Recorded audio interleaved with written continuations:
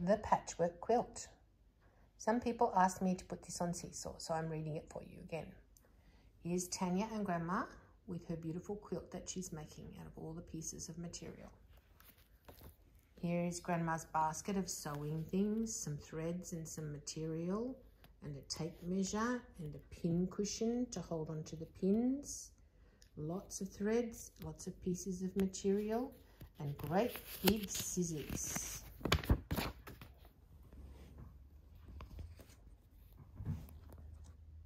Tanya sat restlessly on her chair by the kitchen window. For several days she had had a cold and had to stay in bed. But the cold was almost gone now, and Tanya was anxious to go outside and enjoy the fresh air and the arrival of spring. "Mama, when can I go outside?" she asked. Mama pulled a tray of biscuits from the oven and placed it on the worktop. "In time," she murmured. All in good time. Tanya gazed through the window and saw Dad and two brothers, Ted and Tim, building the new garden fence. "I'm going to talk to Grandma," she said. So here's all the kettles and things. It's kind of an olden day kettle, isn't it? And there's cups on the shelf. There she is talking to her grandma.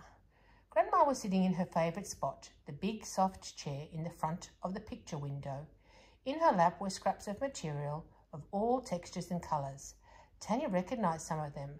The check from Dad's old work shirt, and the red scraps were from Ted's worn-out shirt from that winter.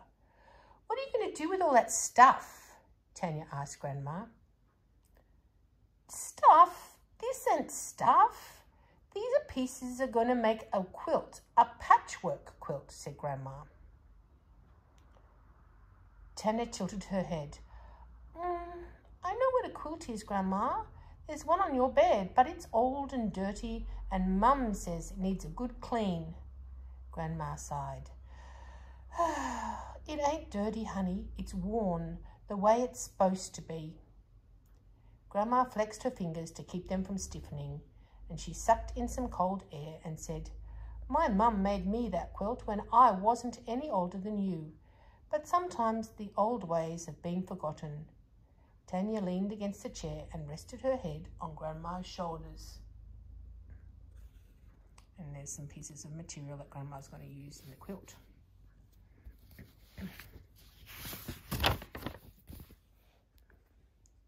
Just then, Mum walked in with 2 glasses of milk and some biscuits. She looked at the scraps of material that were scattered everywhere.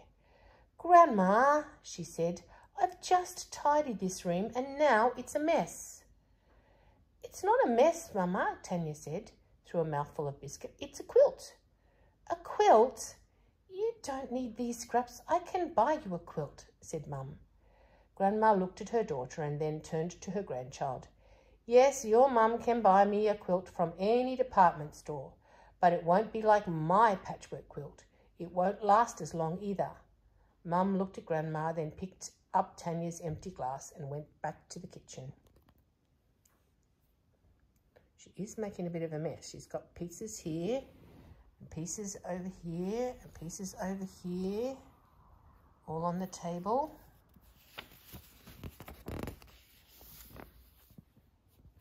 Oh, that's a nice colour with Grandma. Grandma's eyes grew dark and distant. She turned away from Tanya and gazed out the window, absent-mindedly rubbing the pieces of material through her fingers. "Grandma, I'll help you make your quilt," Tanya said. "Oh, thank you, honey. Let's start right now and we'll be finished in no time." Grandma held Tanya close and patted her head. "It's going to take a while to make this quilt, not a couple of days or a week, not even a month. A good quilt, a masterpiece." Grandma's eyes shone. "Why, I need more material, some gold and some blue and some red and some green, and I'll need time to do it right. It'll take at least a year." "A year?" shouted Tanya. "That's too long. I can't wait that long, Grandma." Grandma laughed. "A year ain't that long, honey. Making this quilt's going to be a joy. Now run along and let Grandma rest." Grandma turned her head towards the sun and closed her eyes. "I'm going to make a masterpiece," she thought to herself, clutching her scrap of cloth in her hand. just before she fell asleep. I think this little girl in this story looks a little bit like Trin. She's kind of got the same face as Trin.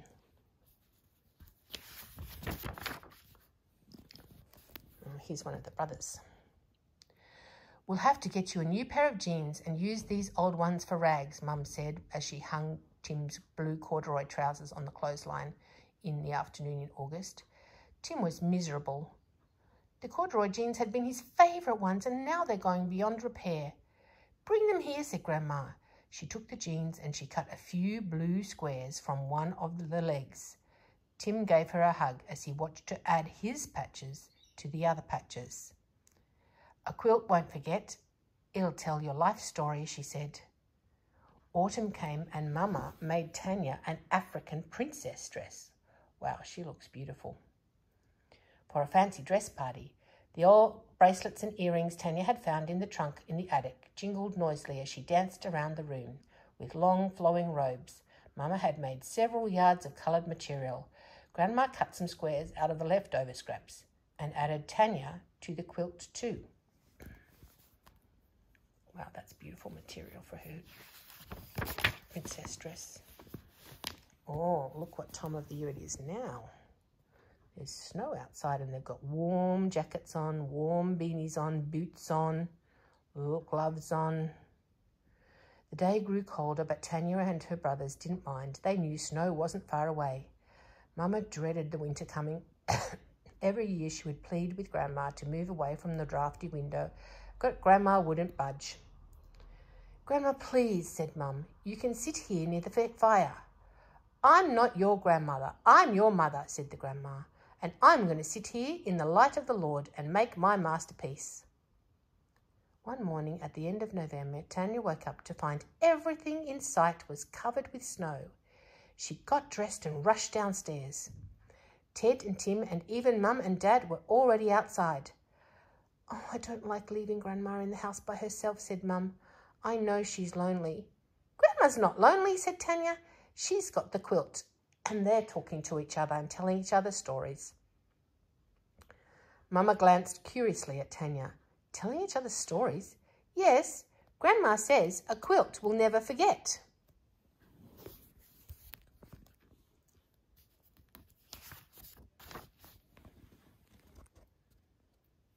Now she's checking.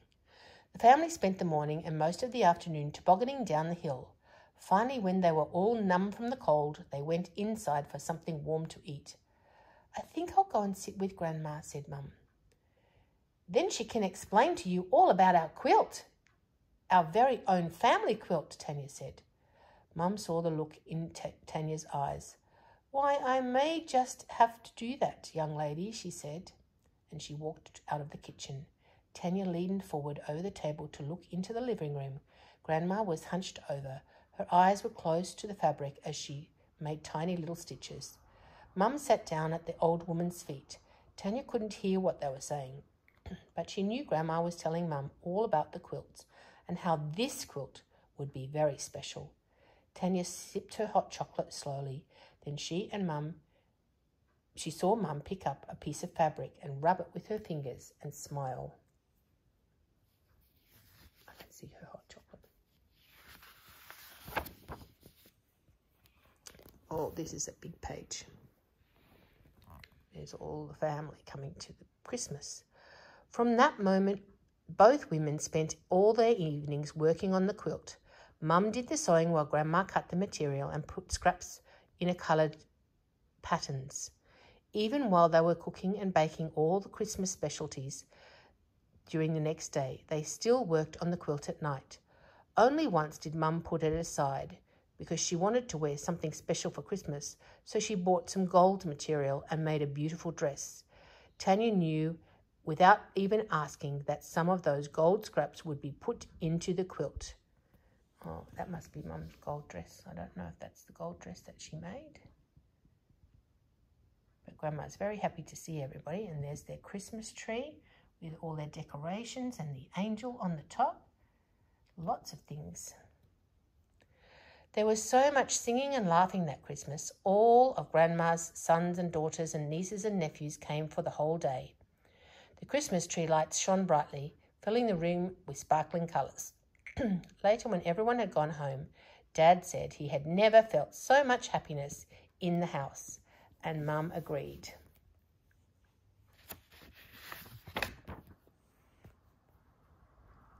When Tanya got downstairs the next morning, she found Dad and the boys alone in the kitchen.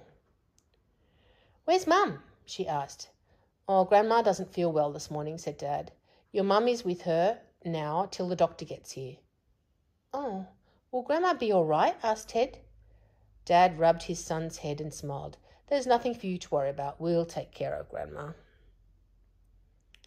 Tanya looked into the living room. And there on the back of the chair rested the patchwork quilt. It was folded neatly, just as Grandma had left it. "Mother didn't want us to know she wasn't feeling well. She thought it would spoil Christmas," their mum told them later. She looked drawn and tired, and her eyes were red and puffy.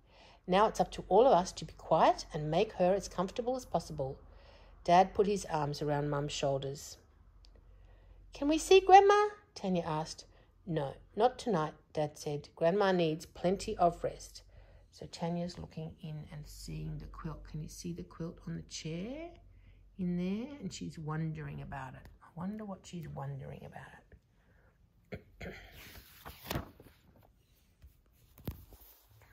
Oh, here they are talking to Grandma. It wasn't until New Year's Eve that the children were allowed to see their Grandma. She looked tired and spoke in whispers. "We miss you, Grandma," Ted said. "And your gingerbread and hot chocolate," said Jim, and Grandma smiled. "Your quilt misses you too, Grandma," Tanya said.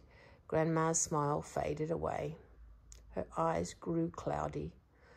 "Oh, my masterpiece," said Grandma. "It would have been beautiful, almost half finished."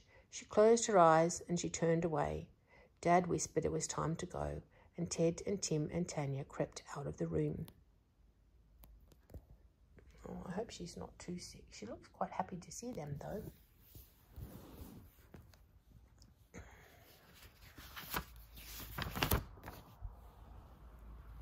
Oh, look at this. Tanya's starting to do the cutting. Tanya walked slowly over to where the quilt lay. She had seen Grandma and Mum working on it. Tanya thought about it for a moment. She knew how to cut scraps, but she wasn't certain of the rest. Just then, Tanya felt a hand on her shoulder. She looked up and saw Mum. "Tomorrow," said Mum. New Year's Day was the beginning. After the dishes had been washed up and put away, Tanya and Mum examined the quilt. "You cut some more squares, Tanya, and I will stitch some patches together," said Mum. Tanya snipped and trimmed the scraps of material till her hands hurt from the scissors. Mum watched her carefully, making sure the squares were all the same size. The next day was the same as the last. More snipping and cutting. But Mum couldn't always be there to watch Tanya work. Grandma also had to be looked after. So Tanya worked by herself. Then one night, when Dad was reading them stories, Tim walked over and looked at the quilt. In it he saw his patches of blue, his blue jeans. Without saying a word, Tim picked up the scissors and some scraps and he started to make more squares. Ted helped put the squares into piles, while Mama showed Tanya how to stitch them together. Oh, that's tricky. Look what she's doing. She's cutting some out. Every day, as soon as she got home from school, Tanya worked on the quilt. Ted and Tim were busy playing sport, and Mum looked after Grandma, so Tanya worked all by herself. But after a few weeks, she stopped. Something was wrong. Something was missing, Tanya thought. For days, the quilt lay on the back of the chair, and no one knew why Tanya stopped working. Tanya would just sit and look at the quilt. Suddenly, she knew what was wrong. Something was missing. Someone was missing from the quilt. That evening, before she went to bed, Tanya tiptoed into Grandma's room. She quietly lifted the end of Grandma's old quilt and carefully cut out a few squares from Grandma's old quilt. Grandma's sound asleep.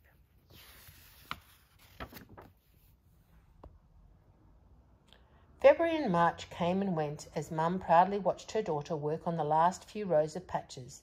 Tanya always found time for the quilt. Grandma had been watching too. She had been getting stronger and stronger as the months passed, and once she was well enough, Dad would carry her to the chair by the window. "I need the Lord's light," Grandma would say. Then she would sit and hum softly to herself and watch Tanya working. "Yes, honey, this quilt's nothing but a joy," Grandma said. Summer was almost here. One June day, Tanya came home to find Grandma working on the quilt again. She had finished sewing the last squares together and the stuffing was in place, and she was already pinning on the backing. "Grandma!" shouted Tanya. Grandma looked up. "Hush, child. It's almost time to do the quilting on these patches. But first, I have some special finishing touches." The next night, Grandma cut the final thread with her teeth. "There," she said, "it's done." Mum helped Grandma spread the quilt out full length so they could see it. Oh, wow, look at that. It looks amazing. Okay, there's Grandma holding on that side. Nobody realised how big the quilt had grown or how beautiful it was. Reds and greens and blues and golds and lights and dark blended in throughout the quilt. "It's beautiful," Dad said, and he touched the gold patch that he knew was Mum's patch. And Tim remembered too. There was his blue and the red from Ted's shirt, and there was Tanya's African princess costume, and there was Grandma, and even though her patch was old, it fitted in with the rest. I wonder where Grandma's patch is. See if you can see it. I'll go over the quilt very slowly so you can have a look and see if you can see Grandma's patch that she cut out from Grandma's bed. Maybe it's right over that side.